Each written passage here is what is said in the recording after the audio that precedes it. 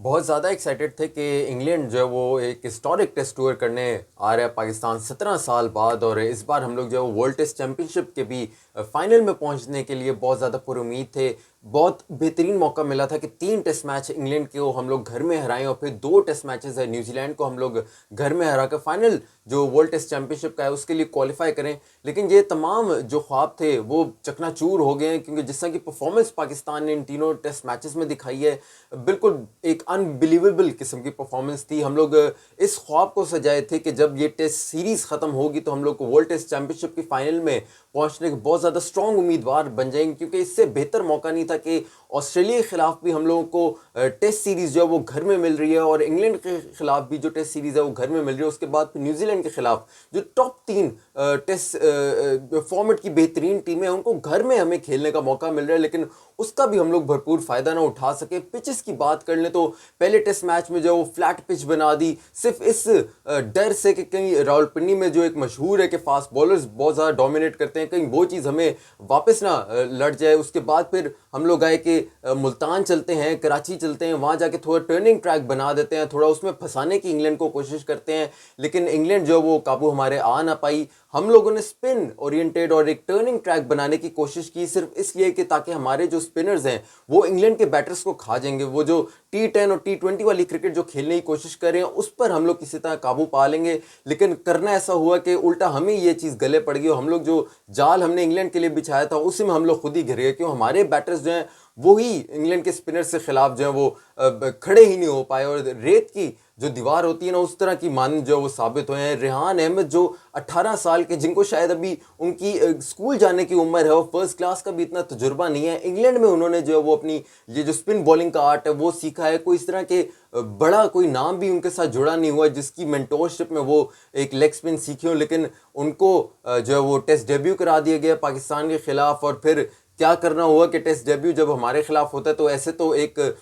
आम मामूली test debut तो हम लोग तो खैर छोड़ते नहीं है ना, एक हिस्टोरिक टेस्ट डेब्यू हमने जो है वो रेहान अहमद को करके दिया कि उन्होंने 5 विकेटें पाकिस्तान के खिलाफ ले ली। वही जो स्पिनर्स की जो विकेट हमने बनानी थी और जो हमने जिस विकेट पर हमने इंग्लिश बैटर्स को पकड़ना था उसी विकेट पर रेहान अहमद जो 18 साल के हैं, जिससे इससे पहले जो है 18 साल में कोई भी इंग्लैंड का टेस्ट डेब्यू आज तक उसने नहीं किया, और स्पिनर ने टेस्ट डेब्यू पर 18 साल के स्पिनर ने हमें जो हमारे बैटर्स हैं बड़े बड़े नाम जिसमें रिजवान शामिल हैं, बाबर आजम शामिल हैं, अजहर अली शामिल हैं, शान मसूद शामिल हैं, उनको जो है वो आड़े हाथों ले लिया और बिल्कुल उनको जो है वो रेजा रेजा कर दिया कि वो खड़े ही नहीं हो पाए। पाकिस्तान अब बहुत बुरी एक पोजीशन में खड़ा हो गया और हमें अब साफ दिखाई दे रहा है कि ये वाइट वॉश पाकिस्तान को, हिस्ट्री में पहली बार पाकिस्तान को अपने घर में वाइट वॉश का सामना करने को मिल रहा है। अब इस पर बात हम मज़ीद आगे करेंगे, लेकिन बहुत ज़्यादा बातें आ रही हैं कि अब ये जो वाइट वॉश हमने जो अब सामना जिसका हम करने वाले हैं, इस पे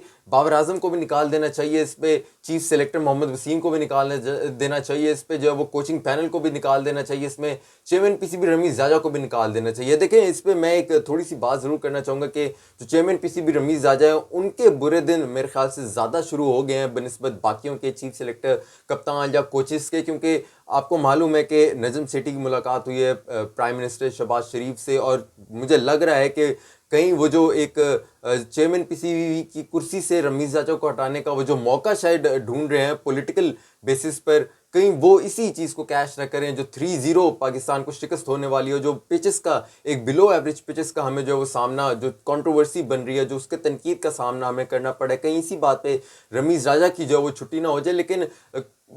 ऐसे एज जर्नल मैं बताऊं कि कैप्टन, कोचेस, चीफ सेलेक्टर या कोचिंग पैनल को या चेयरमैन को इस तरह हटा देना, सैक कर देना, ये कोई सोल्यूशन नहीं है। सोल्यूशन जो है वो आपका तब है जब आप टेस्ट क्रिकेट को एज ए टेस्ट क्रिकेट ही समझो। हम लोग जो है वो ब्लंटली हमने इंग्लैंड को देख लिया कि बस T10 ही जो है वो क्रिकेट सब कुछ है, जो T20 जो है वही क्रिकेट अब सब कुछ है, टेस्ट क्रिकेट में भी उसी तरह ही क्रिकेट खेलनी है। इसके पीछे जो है वो एक प्रॉपर एक चैनल होगा जिस पाथवे से इंग्लैंड के बैटर्स आए होंगे। ऐसा नहीं है कि ऑल ऑफ ए सडन बस पाकिस्तान का टूर किया और पाकिस्तान के टूर पर जो T20 क्रिकेट जो है वो इंग्लैंड ने खेलना शुरू कर दी टेस्ट फॉर्मेट में, ऐसा नहीं हुआ होगा। हम लोग इस तरह से वो बात सही करते हैं बाबर आजम कि हम लोग अपनी गेम के हिसाब से हमने खेलना, हमने दूसरी गेम के हिसाब से अपने आप को तब्दील नहीं करना, लेकिन ग्रेजुअल प्रोसेस अब अपनाना होगा। इसकी सोल्यूशन अब हमने जो है वो देखना होगा। अगर टेस्ट क्रिकेट की अगर हम सिलेक्शन कर रहे हैं या गेम प्लान बना रहे हैं, सिलेक्शन पीसीबी सिलेक्शन कमेटी कर रही है, और अगर गेम प्लान जो है वो कोचिंग पैनल या टीम मैनेजमेंट या कप्तान अगर बना रहे हैं, तो उनको टेस्ट क्रिकेट के लिहाज से बनानी पड़ेगी। ऐसा नहीं कि वाइट बॉल फॉर्मेट में चूंकि हम लोग बेहतर हैं, ओडीआई और टेस्ट जो T20 क्रिकेट है हमारी कुछ बेहतर अब हो गई है, तो उसके हिसाब से हम लोग सिलेक्शन जो है वो वाइट बॉल जो रेड बॉल है उसमें भी करेंगे। अगर इंडिया की बात कर लें तो इंडिया से अगर हम लोग जो है ना वाइट बॉल फॉर्मेट्स में अगर compete कर रहे हैं आजकल इंडिया से, तो उसके पीछे भी एक ग्रेजुअल प्रोसेस है, हम यकीनन कर रहे हैं। लेकिन टेस्ट क्रिकेट की अगर बात की जाए तो इंडिया से हम लोग बहुत ज़्यादा पीछे हैं। इंग्लैंड से तो खैर हम पीछे हैं ही, वो तो उन्होंने प्रूव भी कर दिया है, लेकिन इंडिया के साथ हम लोग बायलैटरल सीरीज़ की बात करते हैं। बायलैटरल सीरीज़ खेलने के लिए थोड़ा अपने आप को तैयार भी हमें करना होगा, तो उसके लिए बहुत ज़्यादा भी टाइम चाहिए। ये इस तरह से ग्रेजुअली और एक सडन डिसीजन, पैनिक बटन दबाकर, लाल बटन दबाकर ये चेंजेस होना, ये उल्टा जो है वो हमें पड़ जाएंगी। होपफुली आगे इस पर हम लोग मजीद बात करेंगे, लेकिन बहुत ज़्यादा डिसअपॉइंटमेंट हुई है। जो एक तारीखी हमें एक मौका मिला था कि वर्ल्ड टेस्ट चैंपियनशिप के फाइनल में क्वालिफाई करने का और इंग्लैंड को शिकस्त देने का, वो हमने गवा दिया। और अब ये एक नाइटमेयर के तौर पे हमारे सामने आया कि हम लोग ऑस्ट्रेलिया, इंग्लैंड और न्यूजीलैंड को हम लोग होस्ट करने के लिए बहुत ज़्यादा कई दहाइयों बाद जो है वो बहुत ज़्यादा एक्साइटेड थे, लेकिन जो हमारे जो रिजल्ट्स आए वो हमारे अगेंस्ट इंतहाई उस तरह के आए कि जो हमने एक्सपेक्ट भी नहीं किए थे। 3-0 हमने बिल्कुल एक्सपेक्ट नहीं किया था। खैर, अपनी फीडबैक से आप लोग ज़रूर आगाह कीजिएगा, कमेंट सेक्शन में फीडबैक अपनी ज़रूर दीजिएगा, क्योंकि that really matters to me. अपना बहुत सारा ख्याल रखिएगा। अरफा फिरोज़ को इजाज़त दीजिए। अल्लाह हाफिज़।